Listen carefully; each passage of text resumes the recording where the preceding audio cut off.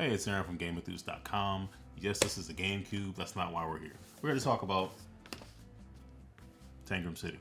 And just for some background, the GameCube is the perfect height, and not just the regular GameCube. This is the GameCube with the Game Boy player as well as the modem expansion in it. But more as the Game Boy player that really makes it the perfect height. I've derailed this entire thing. Tangram City.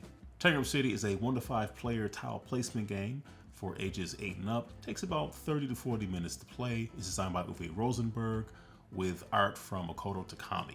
It was also published by Korea Board Games and Capstone Games. You're trying to find balance in your city. So you want to balance between the green areas and the areas that have buildings where people live and make things.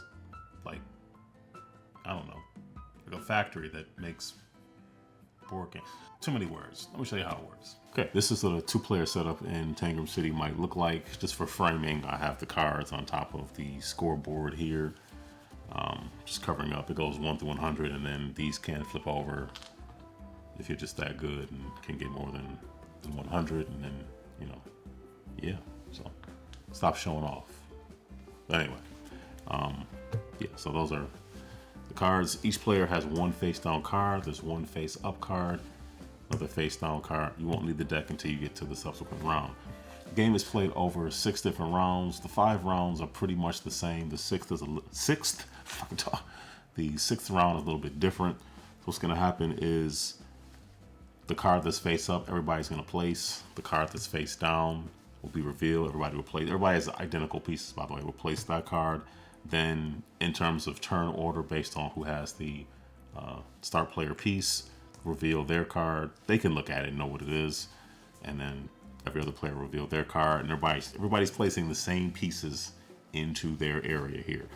Everybody's board starts off with the same shape in different orientations. There's a black and green balance. I think black is like, I don't know, like in industry or construction or whatever, human-made crap stuff. And then the green is more like nature. So you see black is like buildings or factories where buildings are made, or buildings where factories are made. Anyway, and then green is like open space, trees, grass, things you're supposed to touch, look at, etc. These on the side here are your fountain tokens. So after everybody has placed everything they're going to place in terms of the pieces based on the cards in that round, everybody gets to place a fountain piece here, which is basically like a wild, if you will, sort of. It's a half of an actual space. So you don't want to place anything on top of here. You're placing things around it. So this is like a permanent, even though it's flat, this is the equivalent to this, but it just happens to be built into the board, and the boards are double-sided. So I'll show you the green one. You see it's on more of the industry side, and then the other side is the green side, but it works the same way.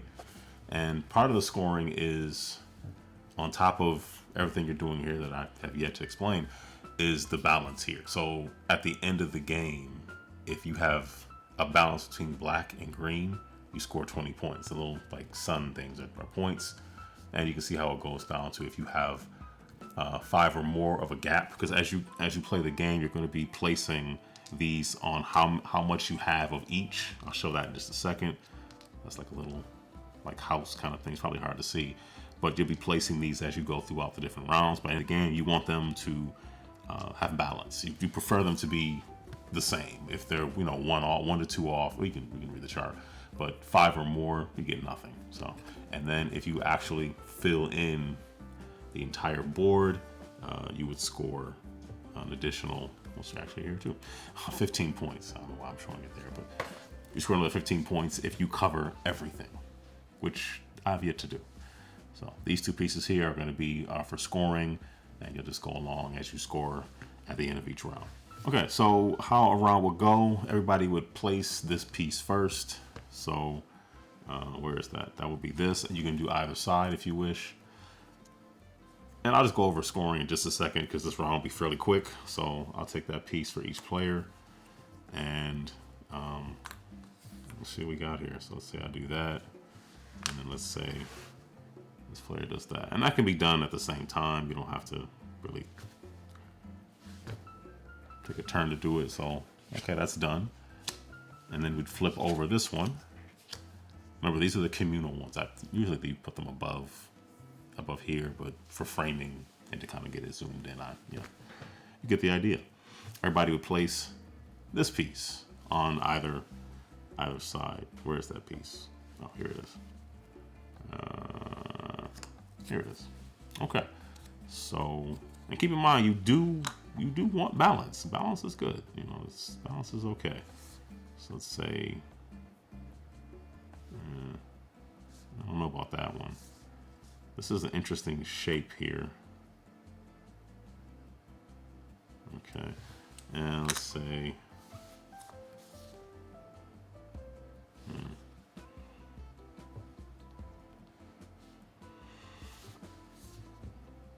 starting to regret some of the choices I made. I basically did the exact opposite, so as you can see. So, all right, everybody did that one. This player is the starting player, if you will, so they'd reveal the card that they have. Sorry, that's kind of wide. I need to fix my lighting a bit, but you can see a little bit easier there. They have that. And that is, no, it's not that one. It's this one. Okay, and they're going to place these pieces as well.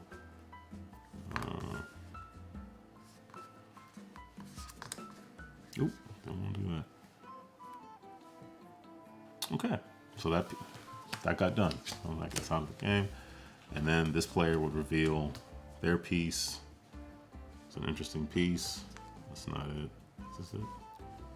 Yep, it's this one. It looks like this. Okay, and then they would place this next piece. Let's say, do that. And this player would do that. Okay, so everybody played the cards in the middle, the cards that were in front of them, and then at the end of a round, everybody gets to take one of their fountain pieces, which I told you was a wild. Something about the fountains in terms of balance. If you use a fountain piece here with like a black piece and like an industry piece, whatever, that becomes, it's like a wild, so it becomes an industry piece. If you ever have a piece that is sort of half, just for example, let's say, and this isn't out here yet, but if this piece was like half industry, half greenery, whatever, it doesn't count as either. It has no actual, it doesn't mean anything. Just like it has to be, like the fountain piece completing half of one of the other ones to be that. So this is half industry, just like this would be half green because it's completing a green piece. And if you ever have an instance where you put two of the fountain pieces together, that's similar to that. That's the same as having a half green, half black. Either way, it doesn't count in terms of balance. It's not one or the other. So just to point that out. And what you're trying to do is you're really scoring your largest rectangle. So let's say this player would do, not that this really matters at this point. So let's say they did that. So this player basically has a 4x2. This player also has a 4x2. So 4 times 2 is 8. So they both would score, I'll move this out of the way. They both would be at 8, essentially. You're scoring your largest rectangle that you can make, regardless of the balance. It doesn't matter what it's in, it's just your largest rectangle, period. And clearly you're gonna want it to grow so that you can, this is a 7x7. So the larger rectangle you can build per round, the more points you can score here, but then you're also focusing on your balance. So counting the balance up. So we have 1, 2, 3, 4, 5. So this player has 5 green, and then they have 1, 2, 4 black. So there's a gap there, but that's okay. This is an end game thing. So as the game goes on, you're gonna wanna maybe they, swing things a little more into the industry or the black balance in order to close that gap. This player here has 1, 2 for green, and 1, 2, 3, 4, 5, wow. 1, 2, 3, 4, 5, 6 for for black. A further gap. So, you know, it is what it is. And that'll be a round. So then the second round will go, and second round, card will get dealt in the middle, one face up, one face down. Each player would each get a card. This player would be the one to start, and it would work the same way. You're putting all the pieces down based on what the 4 cards in the 2-player game. It works a little differently. It works the same way for more players. It's just you might have maybe fewer cards, I guess. I guess in a 3-player game, everybody has, because you're basically putting down 4 cards, 4 pieces plus a fountain every round. Because there's 23 total. 23 of these. Because some of them do repeat.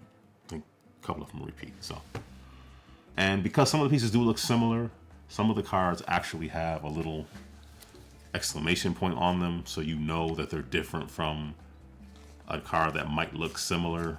I think I already used that one. Oh, like this one. You know, maybe if upon first glance you get these confused. So this one has a little like yellow caution kind of thing there to kind of say, hey, you know, to differentiate them. So if they don't look different enough to you as is. And all 5 rounds will work in a very similar way, similar fashion.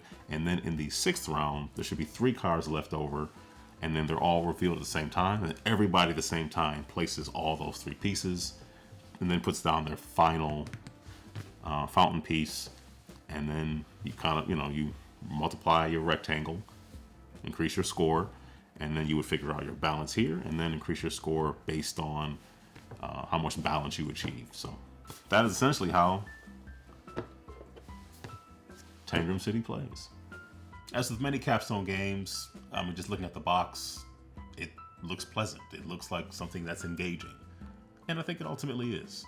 Being 1 to 5 players is a nice player count. I appreciate games where I'm looking around and there's 5 players. Oh, there's 5 players. This is one that I won't often grab because it's something I think hobbyists are going to enjoy, but I think people who are just open to learning a game or open to learning hobbyist games will also enjoy it. You're placing a tile, and people really get into the balance. I like that part of it, where they're very focused on, well, I have too many green areas. I need to have some more of the more buildings, more of the urban areas or what have you, in order to bring that balance about, because those points that they see on their chart become very important. As you're looking around, see what other people are doing, it's like, oh, wait a minute, I gotta step this up. So yeah, Tangram City, it's a looker, but more than just that, I think it is fun. It's not complex, it's not deep, but it's just engaging enough to take up a good half an hour, 45 minutes maybe with a teach to get people into the game. So it is definitely a game that I dig. And I do enjoy playing. I like tile placement games. I like the idea that maybe one day I could fill in the complete 7x7. That has yet to happen, but I believe in me. I can do it. I know that I can. I haven't yet. Anyway, Tangram City, Capstone Games, Uwe Rosenberg. Very fun game. So, yeah. Anyway, that's going to do it for me. Thank you for watching. Take care, stay safe, and be blessed.